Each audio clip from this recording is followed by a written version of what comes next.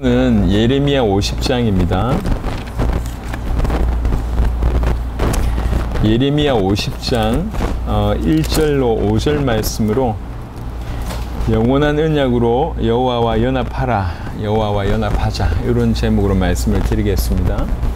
예레미야 50장 1절부터 5절입니다. 여호와께서 선지자 예레미야에게 바벨론과 갈대아 사람의 땅에 대하여 하신 말씀이라. 너희는 나라들 가운데에 전파하라, 공포하라, 깃발을 세우라, 숨김이 없이 공포하여 이르라. 바벨론이 함락되고 벨이 수치를 당하며 무로닥이 부스러지며 그 산상들은 수치를 당하며 우상들은 부스러진다 하라. 이는 한 나라가 북쪽에서 나와서 그를 쳐서 그 땅으로 황폐하게 하여 그 가운데에 사는 자가 없게 할 것임이라. 사람이나 짐승이 다 도망할 것임이니라. 여호와의 말씀이니라. 그날 그때에 이스라엘 자손이 돌아오며 유다 자손도 함께 돌아오되 그들이 울면서 그 길을 가며 그의 하나님 여호와께 구할 것이며 그들이 그 얼굴을 시온으로 향하여 그 길을 물으며 말하기를 너희는 오라, 잊을 수 없는 영원한 언약으로 여호와와 연합하라 하리라. 아멘. 이제 조금 오늘 이 통영의 사정이 그래서 좀 이렇게 거리가 좀 떨어져 있는데 잘 들으시길 바랍니다. 자, 오늘 이 본문에 예레미야 50장 본문에는 이제 예언하고 있는 내용이 들어 있습니다. 그 중에 하나가 뭐냐면 지금 이제 50장 이전에 48장, 49장을 보면 이제 약 8개 나라에 대해서 예레미야를 통해서 먼저 예언을 해요. 그러니까 이스라엘 주위에 있는 여러 나라들에 대해서 예언을 합니다. 그 나라들이 이렇게 망할 것이고 이렇게 엎드러질 것이고 라고 예언을 하는데 그 8개 나라들을 다 무너뜨릴 나라가 누구냐면 바벨론이라고 하는 나라입니다. 그리고 나서 이제 50장부터 51장은 그 정말로 하나님을 배반하고 아니면 하나님을 반대하던 그 8나라를 치리하던 입장에 있던 바벨론도 결국은 교만하여서 이제 무너지게 될 것을 얘기를 쭉 하고 있습니다. 그래서 이제 바벨론에 대한 얘기를 여러분한테 먼저 좀 얘기하면 좀 이해가 쉬울 것 같습니다. 이스라엘의 역사를 통해서 하나님께서 우리에게 말씀하시고 계시기 때문에 우리가 이스라엘의 역사를 100% 잘 몰라도 사실 우리가 우리나라 역사도 잘 모르는데 굳이 이스라엘 역사까지 알아야 되겠습니까만은 그래도 좀 굵직한 나라들은 우리가 조금이라도 이해해야지 성경 보는데 굉장히 유익합니다. 그래서 몇 나라가 꼭 잊을 수 없는 나라가 있는데요. 우리 성경에도 출애굽기라고 하는 게 있잖아요. 그러니까 애굽과 이스라엘 백성들 요거는 조금 이해하셔야 되고요. 그 다음에 이스라엘이 처음에 이제 사무엘을 통해서 이제 왕국이 시작됩니다. 그래가지고 사울 왕, 다윗 왕, 솔로몬 왕까지는 이제 통일 왕국이라고 해서 이스라엘이 한 나라였어요. 그리고 솔로몬 이후에 이 나라들이 둘로 쪼개집니다. 둘로 쪼개지는 것은 우리가 이해할 수 있잖아요. 우리가 남한 북한인 것처럼 이스라엘도 둘로 쪼개집니다. 위의 나라가 북이스라엘이라고 하는 이름을 썼고 밑에 나라는 남유다라고 하는 이름을 쓰게 됩니다. 그 왜 그러냐면 이스라엘이 12지파 중에 밑에는 남유다 한 지파와 그 다음에 베냐민이라고 하는 지파의 일부만 그 나라를 구성했기 때문에 나라 이름을 남유다라고 지었고 나머지는 이스라엘의 12지파 중에 10지파와 그 다음에 베냐민의 일부 지파를 해서 총 이렇게 해서 이름해서 북이스라엘이라고 이렇게 얘기합니다. 그래서 두 나라로 이렇게 가게 됐죠. 그러다가 결국 이 북이스라엘이 먼저 망하고 그 다음에 100몇십 년 후에 남유다가 망하게 되는데 북이스라엘을 멸망시킨 나라 이름이 아수르입니다. 아수르. 그리고 남유다를 멸망한 나라 이름이 바벨론입니다. 그래서 남유다가 멸망당했다는 얘기는 이스라엘 전체가 멸망당했다라고 하는 것이기 때문에 굉장히 상징적인 의미가 있습니다. 이 남유다를 무너뜨린 나라가 바벨론이고요. 그때의 왕 이름 여러분 한 번쯤은 들어보셨을 느부갓네살이라고 하는 왕 이름입니다. 그래서 바벨론이 이스라엘을 이렇게 삼키게 됩니다. 왜 바벨론이 중요하냐면 이 바벨론의 이해가 조금 있으면 성경 보는 부분에 유익할 뿐만 아니라 바벨론에서 다시 돌아오는 것이 얼마나 큰 의미가 있는지 알게 되거든요. 바벨론에 대한 얘기를 어렵지 않게 제가 간단하게 말씀을 한번 드려보겠습니다. 바벨론이 고대 바벨론이 있고 신바벨론이 있습니다. 고대 바벨론은 굉장히 유명한 한 사람만 기억하면 되는데 함무라비 법전이라고 하는 거 들어보셨죠? 이게 BC 18세기 경에 있었던 최초의 성문법을 기록한 왕 이름이 함무라비인데 그 함무라비가 고대 바벨론의 사람입니다. 그러고 나서 이제 일찍 망하게 됩니다. 그러고 나서 다시 새롭게 신바벨론이 이렇게 일어나게 되는 겁니다. 그게 언제 일어나게 되냐면 아수르가 강력하고 있을 때 이 아수르의 세력이 점점 약해지는 틈을 타서 약 BC 612년경에 나보폴라살이라고 하는 사람이 이제 나라를 만들어서 아수르 틈에서 일어나게 됩니다.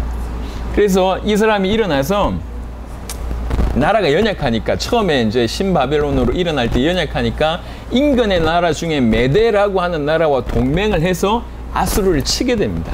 그래서 아수르의 수도 이름이 여러분 들어보셨을 니느웨라고 하는 수도예요. 정복하게 됩니다. 그러고 나서 605년에는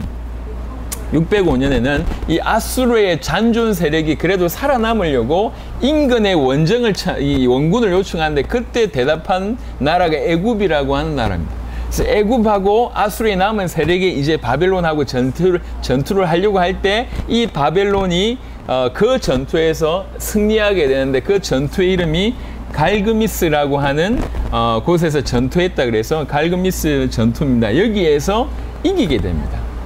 그래서 명실상부하게 605년부터는 바벨론이 가장 강력했던 아수르를 제치고 고대 아시아 어떤 근동 지역에 있어서 가장 영향력 있는 나라로 급부상하게 됩니다. 사실 이거는 이전까지는 이거 몰라도 됩니다. 왜 이 얘기를 하냐면 애굽을 정복하자마자 그 다음 친 나라가 이스라엘이기 때문에 그랬습니다. 그래서 이걸 알 필요가 있습니다. 605년에 갈그미스 전투에 승리하고 나서는 쉬지도 않고 바로 이제 쳐들어옵니다. 이스라엘로 쳐들어오죠. 그때 이스라엘의 왕의 이름이 여호와김, 우리나라 김씨처럼 여호와김이라고 하는 왕이 이제 남유다를 다스리고 있었는데 결국 이기지 못합니다. 그래서 여호와김이라고 하는 이 왕을 봉신으로 삼고 이제 이렇게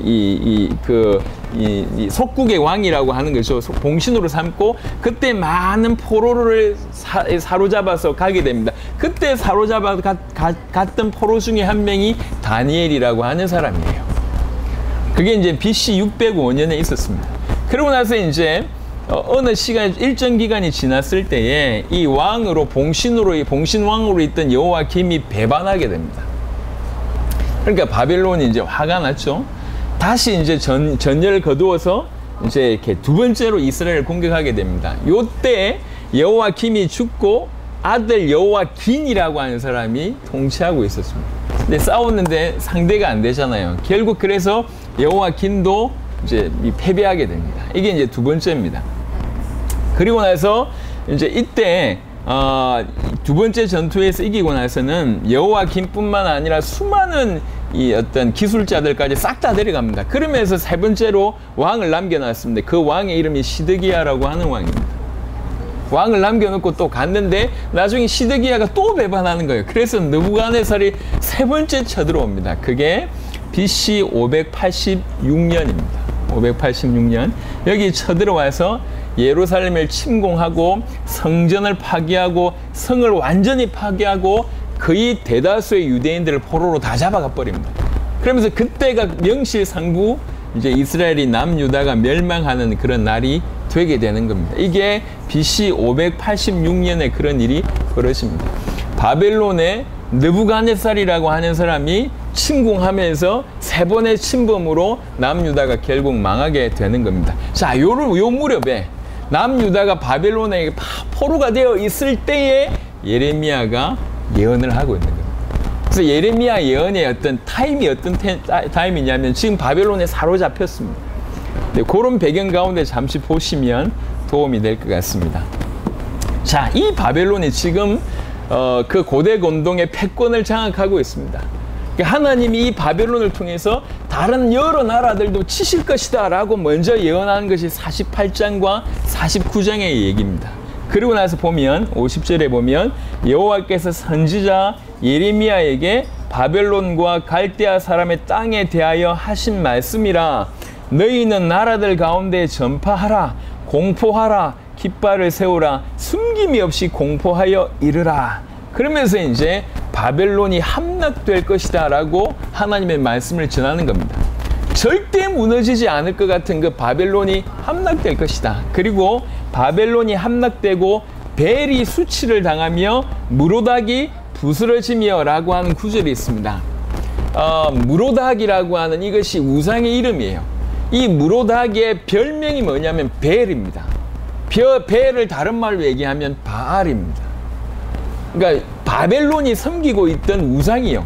사실은 이 우상은 이미 아수르가 섬기고 있던 건데 말을 바꿨을 뿐입니다. 똑같은 우상을 섬기고 있었습니다. 그래서 그게 바알이라는 얘기죠. 바알의 원래 이름이 무로닥입니다. 그래서 이 말은 무슨 말이냐면 바벨론도 무너지고 바벨론이 섬겼던 그 우상도 무너질 것이다 라고 얘기합니다. 그 신상들은 수치를 당하며 우상들은 부스러진다 하라 이렇게 외쳐라. 그러면서 3절에 이는 한 나라가 북쪽에서 나와서 그를 쳐서 그 땅으로 황폐하게 하여. 북쪽에서 한 나라가 일어나서 이 바벨론을 무너뜨릴 것이다 라고 예언하고 있습니다. 바벨론을 무너뜨린 나라는 메대와 바사라고 하는 나라입니다. 메대는 바벨론의 북쪽에 있었고 바사는 바벨론의 동쪽에 있었습니다. 근데 사실은 바사가 메대를 충동질해서 결국은 이제 바벨론을 무너뜨리게 되고 나중에는 바사라고 하는 나라를 이미 익히 알고 있는 우리 발음으로 얘기하면 페르시아입니다. 이 페르시아가 메대라고 하는 나라도 나중에 정복하게 되면서 이제 바벨론 이후에 페르시아 시대가 막 열리게 되는 것이죠. 그 다니엘 2장의 신상의 그림 보면 금 같은 나라가 바벨론이고 그 다음에 은 같은 나라가 페르시아입니다. 그 이후에 헬라, 그리스가 나오고 그 다음에 로마 나라가 이제 나오시게 되는 겁니다. 이것을 정확하게 예언합니다. 북쪽에서 나와서 그 땅을 황폐하게 될 것이다. 그 가운데 사람 사는 자가 없게 할 것임이라. 사람이나 짐승이나 다 도망할 것임이니라. 여호와의 말씀이니라. 그날 그때에 이스라엘 자손이 돌아오며. 그 바벨론이 망하자마자 이스라엘이 돌아오게 된다고 얘기하는 겁니다. 바벨론이 망하는 거하고 이스라엘이 돌아오는 거하고는 이건 다른 성격이거든요. 왜 그러냐면 바벨론에 이미 사로잡혀 있습니다. 바벨론을 치고 메대와 바사가 나라를 장악해도 굳이 이스라엘 백성들을 돌이킬 이유가 없어요. 근데 하나님께서 정확하게 바벨론이 망하게 될 것인데 북쪽의 나라를 통해서 망하게 될 것이고 그때 망하면 이스라엘은 돌아오게 될 것이다. 요때 메대 바사의 왕 이름이 뭐냐면 고레스라고 하는 왕입니다. 이 고레스가 바벨론을 이기고 승리하고 나서 장악하고 나서는 이제 나라를 잘 통치하기 위해서 각각 자기 민족을 돌아가게 하면서 그 민족을 융화스럽게 만드는 정책을 쓰게 됩니다. 이 고레스라고 하는 왕을 하나님께서 그렇게 만드신 것이죠. 근데 중요한 것은 뭐냐면 지금 48장, 49장, 50장, 51장 전체가 전능자이신 하나님께서 나라들이 이렇게 될 것이다 라고 예언하는데 그 예언들이 그대로 이루어졌습니다. 그러니까 이 예언을 통해서 하나님께서 어떤 분이신지를 알 수 있단 말이에요. 근데 중요한 거는 이런 역사가 이렇게 이루어질 것이다 라고 하는데 초점이 있지 않고 이봐라 우리 하나님께서 너무나 전능하신 분 아니냐 이렇게 예언하신 그대로 성취하셨다 라고 하는 부분에 초점을 맞추지 않고 그 모든 예언의 성취의 초점을 어디에 맞췄냐면 이스라엘에 초점 맞추고 있습니다. 얘기하지 않았냐? 이스라엘은 반드시 회복할 것이다. 이사야와 예레미야는 뭐라고 예언했냐면 바벨론에 포로된 이후에 70년 만에 돌아올 것이다 라고 예언했습니다. 바로 이 시점이 70년입니다. 유다를 침공한 첫 번째 갈그미스 전투 이후에 침공한 때가 BC 605년이라고 얘기했습니다. 그리고 마지막에 남유다가 이렇게 완전히 장악했던 때가 BC 약 538년입니다. 그 기간이 약 70년이에요. 멸망하고 나서 이스라엘이 돌아오기까지 거의 딱 70년 꽉 차서 하나님의 말씀대로 이스라엘 백성들은 돌아오게 됐습니다. 바벨론이 얼마나 강합니까? 얼마나 강한 나라인지 알아요. 바벨론이 얼마나 강하냐면 이미 봤듯이 주변의 모든 나라들을 다 정복했습니다. 도무지 그 나라를 이길 수 없을 것 같아 보였습니다. 그런데 예언의 말씀이 70년 후에 너희 돌아온다라고 얘기를 한 거예요. 이게 믿을 수 없는 일이죠. 북이스라엘 멸망시킨 아수르조차 장악한 나라, 이스라엘 옆에 있는 모든 나라들을 다 장악한 나라, 그 엄청난 바벨론, 성경에서도 금 같은 나라라고, 너무나 튼튼하고 대단한 그 나라 같은 그 나라가 무너질 거라고 얘기합니다. 실제로 바벨론은 일어나서 약 70년 안 되게 60몇 년 만에, 세운 지 60몇 년 만에 망합니다. 그 대단한 나라. 지금 같으면 그 엄청난 미국 같은 나라가 몇십 년 안에 망하는 것을 내가 지금 기다리고 있는 그런 상황과 다를 바가 없습니다. 도무지 일어나는 정황상 그런 일이 없을 것 같아 보였어요. 그런데 하나님께서 약속하신 대로 이스라엘 백성을 70년 만에 건져내십니다. 요것을 예언을 쭉 합니다. 그때 중요한 건 뭐냐면, 그런 일이 벌어지고 나서 그때 이스라엘 백성들은 어떻게 될 것인지를 얘기하고 있습니다. 4절에 보니까 여호와의 말씀이니라. 그날 그때에 이스라엘 자손이 돌아오며 유다 자손도 함께 돌아오되 그들이 울면서 그 길을 가며 그의 하나님 여호와께 구할 것이며. 자, 돌아오는 길을 한번 상상해 보세요.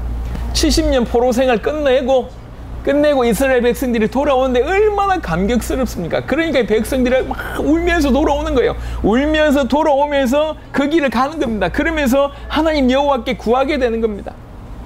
그러면서 서로 그들이 그 얼굴을 시온으로 향하여 그 길을 물으며 말하기를 너희는 오라, 잊을 수 없는 영원한 언약으로 여호와와 연합하라 하리라, 이렇게 얘기합니다. 잊을 수 없는 영원한 언약으로 여호와와 연합하라라고 서로서로 말하게 되는 일이 벌어진다라고 하는 내용입니다. 자, 여기서 이 말은 무슨 뜻이냐면, 이스라엘 백성들은 그때 진실로 알게 될 것이다. 왜 이스라엘 백성들이 바벨론의 포로가 됐고 왜 이스라엘 백성들이 망했냐 말이에요. 하나님이 택한 백성이 왜 망했습니까? 하나님이 택한 백성이 망한 이유는 하나였습니다. 하나님과 약속을 어겼기 때문에 그랬습니다.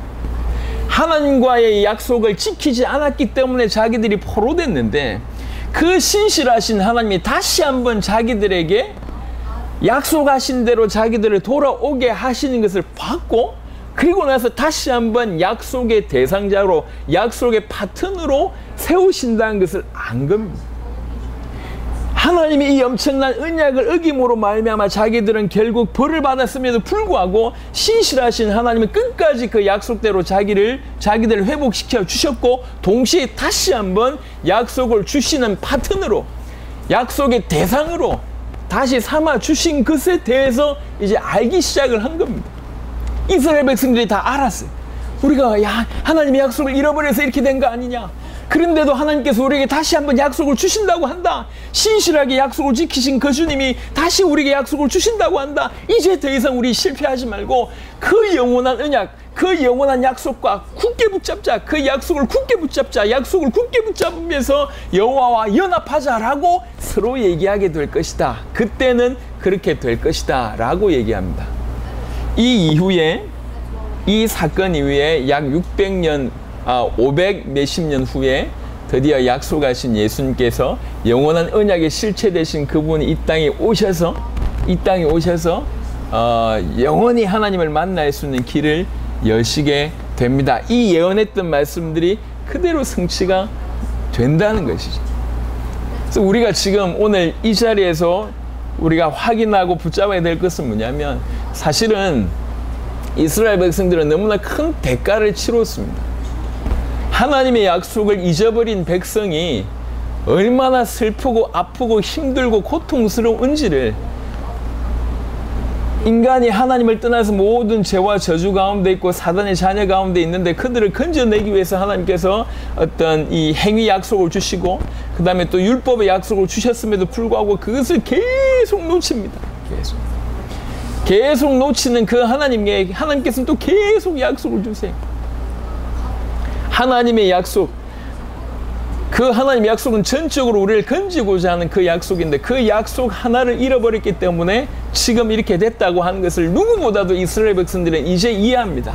70년 동안 너무나 고통스럽게 살다 보니까 이해합니다.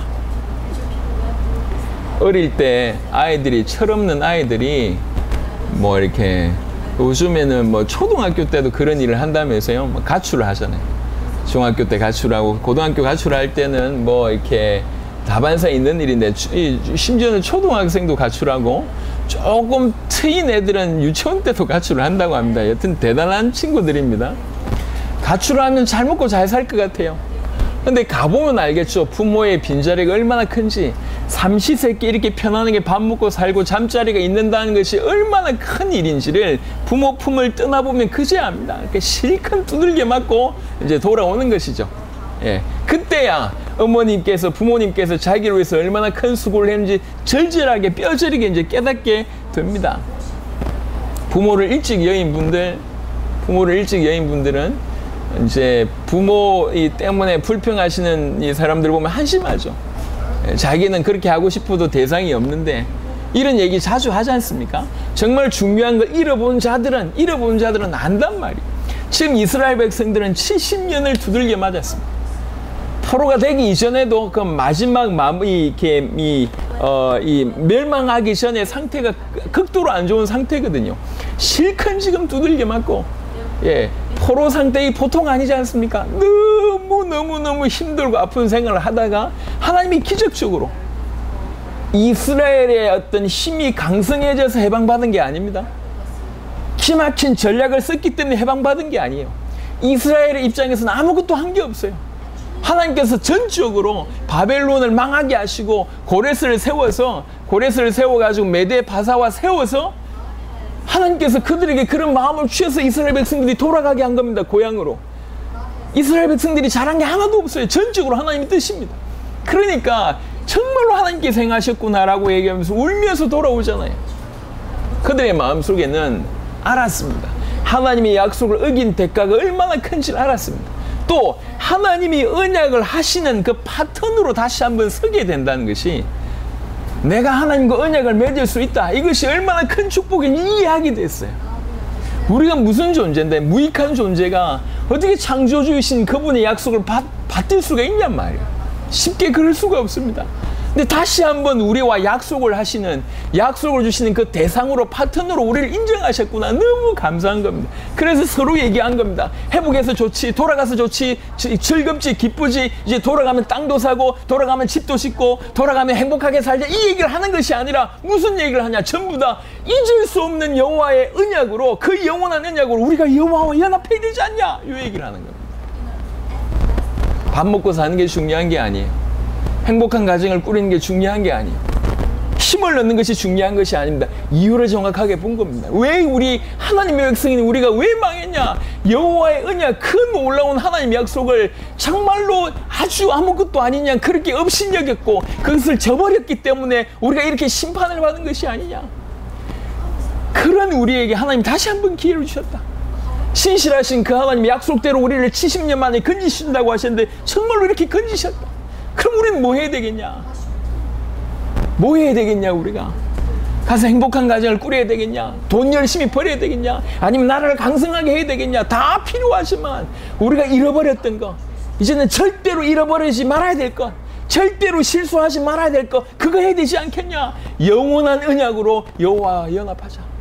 여호와께서 허락하신 그 영원한 언약을 우리가 굳게 붙잡고 여호와와 연합해야 되지 않겠냐? 서로 그 얘기를 하게 될 것이다 라고 예언을 합니다. 과연 이 예언은 그대로 성취가 됩니다. 성취가 돼. 이게 오늘 우리에게 주신 말씀입니다. 우리가 그들처럼 70년 동안 두들겨 맞아본 적도 없고, 그 다음에 그렇게 많은 심각한 아픔을 경험해 보지 못했지만, 그래도 이 말이 의미하는 바는 뭔지 성령의 역사로 말미암아 이것은 깨달아져야 됩니다. 정말 우리가 중요한 건 무엇입니까? 우리 마음속에 하나님의 약속이 자리 잡고 있고 우리 인생이 그 하나님의 약속 때문에 산다는 것, 그 하나님의 약속은 예수가 그리스도라고 하는 것과 그 예수가 그리스도라고 하는 복음으로 전 세계를 살리라고 하는 것으로, 그때 주님이 다시 오신다는 것으로 정리할 수 있습니다. 이게 영원한 언약입니다. 이 영원한 언약으로 여호와와 연합하는 것. 여기서 또 하나 이제 조금 더 깊이 볼 수 있는 건 뭐냐면, 연합하다라고 하는 말에 우리가 조금 더 생각해 보면 의미가 조금 더 새롭습니다. 여기서 말하는 연합하다라고 하는 이 단어는 히브리어로 닐우라고 하는 단어입니다. 이것은 라와라고 하는 단어의 이 수동태 완료형입니다. 라와라고 하는 단어. 그러니까 라와라고 하는 단어가 뭔지를 알면은 이 의미를 더 깊이 알 수 있잖아요.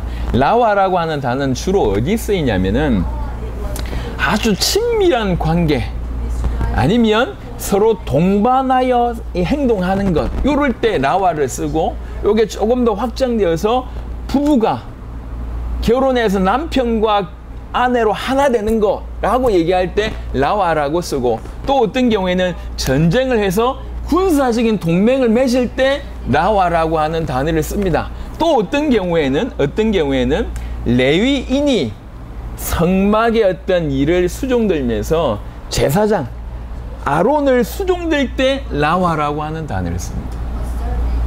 그러니까 연합하다라고 하는 의미가 쓰여지는 것이 이렇다고. 하나님의 성막에서 레위인이 수종될 때도 동반이라고 하는 것이 그냥 같이 가는 의미도 있지만, 연합하다라고 하는 의미가 이런 의미도 있지만, 요 주종 간의 관계 수종된 요 때도 라와라고 하는 연합이라고 하는 단어를 쓰기도 하고, 남편과 아내가 하나 되는 이것을 라와라고 쓰기도 하고, 전쟁을 위해서 동맹하는, 지금 군사적으로 우리가 서로 같이 살고 같이 죽자라고 동맹할 때 그때도 라와라고 하는 단어를 쓰고, 길을 같이 행할 때 같은 것을 보고 같이 길을 갈 때 그때도 라와라고 하는 단어를 씁니다. 이게 연합이라고 하는 단어예요. 여호와와 이렇게 연합하라는 거예요. 남편과 아내가 하나 되듯이 여호와와 그렇게 하나가 되고, 같이 죽고 같이 살자. 그게 군사적인 동맹이지 않습니까? 여호와와 같이 죽고 같이 살아. 같이 살아라. 그게 연합한다는 의미가 있고, 또 레위인이 성막에서 하나님을 봉사하면서 제사장을 수종드는 것처럼 우리가 그분을 이렇게 수종드는, 요렇게 하면서 연합하라 라고 하는, 또 같은 곳을 보면서 같이 주와 함께 길을 걷는, 동행하는, 이것도 연합하다, 라와라고 하는 단어입니다. 그래서 연합하다라고 하는 단어는 굉장히 사실적인 거예요. 우리가 우리의 하나님과 이렇게 연합해야 된다는 거예요. 오늘 먼저 말씀드리고 싶은 것은 우리 모든 성도들에게 부탁을 드립니다. 정말로 저와 여러분들은 하나님의 자녀여야 합니다. 정말로 예수를 그리스도로 믿어서 하나님과 진실로 인격적인 만남이 있어져야 되는 생명을 얻는 자가 되어야 됩니다. 예수의 십자가가 더 이상 감흥이 되지 않거나 감동이 되지 않는 사람은 정말 심각하게 고민해 보셔야 됩니다. 과연 구원받았는가 생각해 보셔야 돼요. 한 번 은혜 받았다고 깨달아지는 것이 아니라 그 죽으심이 나를 위한 것이다라고 정말로 깨달아진다고 하면 그 죽으심은 사실상은 계속 나에게서 커져야 정상입니다. 시간이 계속 지나면서 주님이 나를 위해서 죽으셨다고 하는 말은 별로 감동이 없다는 것은 정말로 양심적이지 못하거나 그것이 사실화되지 못한 것의 결과입니다. 주의 십자가가 나를 위해서 대신 죽으신 십자가가 정말로 맞고, 그 십자가와 부활을 통해서 내가 살았다고 정말로 믿어진다고 얘기할 때 우리는 그것이 가면 갈수록 더 강력하게, 더 크게 다가오는 것이 사실입니다. 그렇지 않다 그럼 빨리 돌이켜 보셔야 돼요. 올인이 중요한 게 아닙니다. 목숨을 거는 것이 중요한 것이 아닙니다. 은밀하게 더 중요한 것은 우리가 먼저 죽는 것이 우선입니다. 먼저 죽는다는 얘기는 뭐냐면 내가 죽어도 괜찮다라고 깨달으실 만큼 그분이 믿으시는 것을 얘기하고 있습니다. 그분 앞에서 내 모든 것을 드려도 아깝지 않다라고 믿으실 때, 그래서 그분을 내가 온전히 받아들일 때 이것을 가지고 믿는 것이라고 얘기하고 있습니다. 정말로 그렇게 믿으실 때에 주의 십자가와 부활의 능력은 날마다 나에게서 커지게 되는 것이 정상입니다. 그게 아니라고 하면 우리는 더 겸손하게 무릎 꿇어서 하나님께 은혜 달라고 기도해야 됩니다. 네. 뭐 교회를 내가 몇 개 세웠고, 헌금을 내가 많이 했고, 당사복 역사에서 내가 얼마나 헌신했고, 과거에 하나님께서 나를 통해서 어떤 기적을 일으키셨고, 압니다. 하지만 그게 중요하지 않습니다. 지금 어떻냔 말이에요. 지금 그분과 생명적인 관계를 유지하고 있지 않다고 하면 은혜가 떨어진 것일 수도 있습니다. 하지만 올바른 참된 구원을 못 받았을 확률이 더 훨씬 높습니다. 약간은 조금 아픈 얘기지만 제가 이런 얘기를 하는 것은 모든 사람이 구원받았으니까 이제 구원받은 자로의 삶을 이렇게 살아야 됩니다, 저렇게 살아야 됩니다 라고 얘기하는 것이 저한테도 편합니다. 하지만 정말 이 자리에 구원받지 못한 사람이 그 예수가 그리스도라고 하는 잘 정리된 메시지를 이해하면 구원받은 것으로 착각하거나, 영접 기도한 것을 구원받은 걸로 착각하거나, 내가 기도했는데 나에게 몇 가지 응답받은 걸 구원받은 걸로 착각해서 자기는 구원받았다고 생각하면서 이 자리에 앉아있다가 막상 영원한 천국에 못 가게 된다고 한다면 그건 저한테도 큰 문제가 있고 큰 실수를 한 것이기 때문에 그렇습니다. 혹시 이 자리에 있는 대부분의 사람들이 구원받았음에도 불구하고 제가 이 얘기를 함으로 마음에 부담되고 또 실제로 어떤 면에서는 짜증이 날지 모르겠지만 이런 일을 통해서, 이런 메시지를 통해서 한 명이라도 더 깨닫게 된다면, 그래서 그들이 구원받게 된다면 그것이 올바르지 않냐라고 하는 얘기를 제가 말씀드리고 싶은 겁니다. 정말로 인격적으로 사실적으로 하나님 만나시길 바랍니다. 이거는 우리 인생에 있어서 너무나 중요합니다. 꼭 필요합니다. 그래서 진실로 이렇게 여호와와 연합하시길 바랍니다.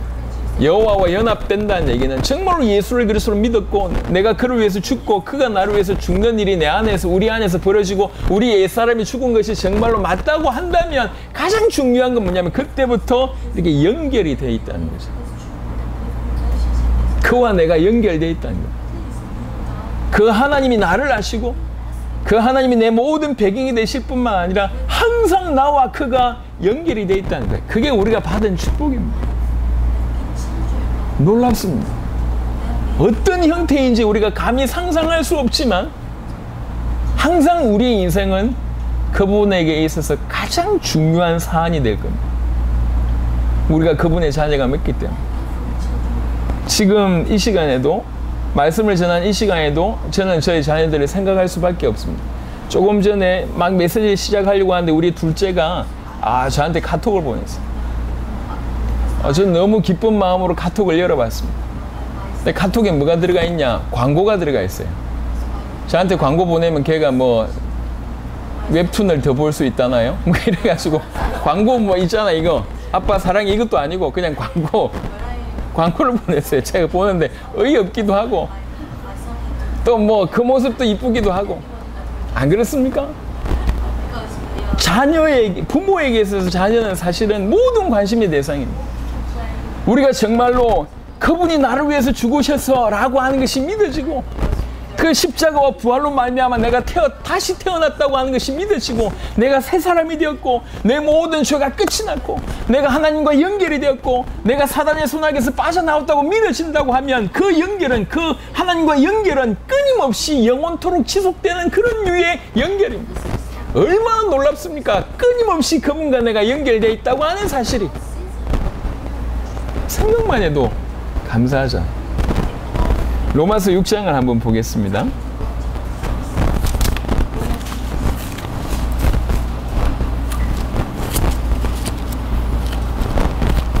로마서 6장 5절입니다. 로마서 6장 5절에 만일 우리가 그의 죽으심과 같은 모양으로 연합한 자가 되었으면 또한 그의 부활과 같은 모양으로 연합한 자도 되리라.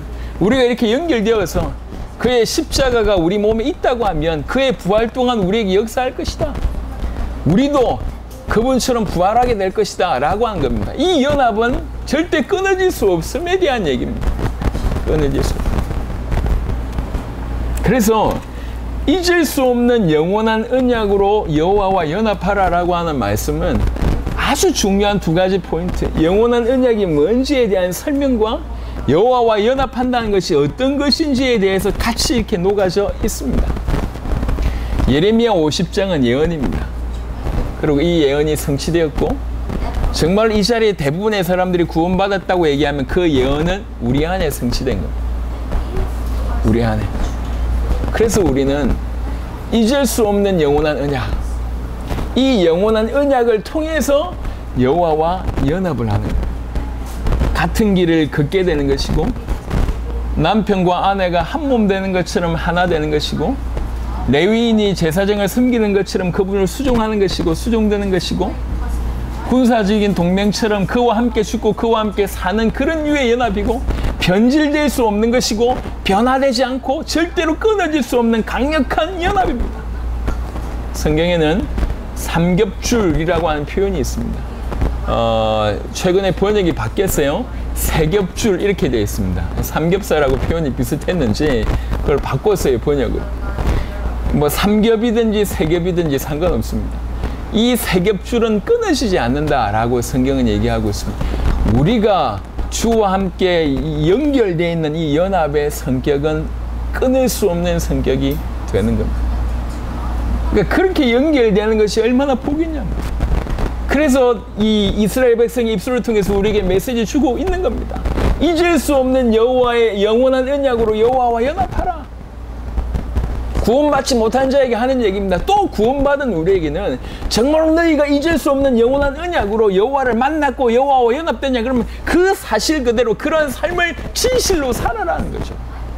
그와 연합되어 있다는 이것에 기초해서 모든 삶을 살아라고 하는 거예요. 매 순간 내가 주와 연결되어 있구나. 그거 하나 때문에 얼마나 큰 위로가 됩니까? 창조주 하나님과 내가 연결되어 있다고 하는 그 하나 때문에 얼마나 힘이 나냔 말이요. 왜 사람들이 우울증에 걸립니까? 왜 많은 사람들이 그렇게 힘들어합니까? 불안해합니까? 이유는 하나입니다. 보이지 않기 때문에 그렇습니다. 미래가 불안하기 때문에 그렇습니다.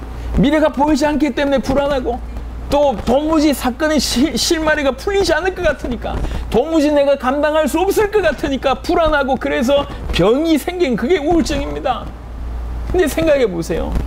여호와와 내가 연합되어져서 그 여호와의 연결이 끊어지지 않을 뿐만 아니라 그 여호와께서 나를 끊임없이 주목하시고 나를 아시고 내 모든 인생을 책임지시고 나를 인도해 가신다고 하는 것이 정말로 사실이라고 하면 그 인생이 어떻겠습니까? 지금 병에 시달릴 시간이 어디 있어요? 그 주님을 섬기고 싶어서, 그 주님을 자랑하고 싶어서, 그 주님을 나타내고 싶어서, 그 주님을 높이고 싶어서 마음에 안 달랜 그 가슴에 불이 타가지고 그렇게 살 수밖에 없고, 그렇게 살고 싶어 하는 마음으로 온전히 사로잡힐 것인데, 주와 내가 어떻게 연결되었는지 모르니까, 연합되었음에도 불구하고 연합된 자의 삶을 모르고 살지 못하고 있으니까 이 엄청난 복음을 손에 쥐고도 방황하는 인생을 살고 있습니다. 그건 아닙니다. 오늘 이 자리에 이 말씀을 들으면서 정말 양심적으로 여러분들이 아직 그렇게 하나님을 만나지 못했다고 한다면 딴 게 필요한 게 아닙니다. 정말 여호와와 이런 연합할 수 있도록, 예수가 그리스도라고 하니 영원한 언약으로 그 하나님을 이렇게 진실로 만날 수 있도록 은혜 위에 은혜를 달라고 계속 기도하세요.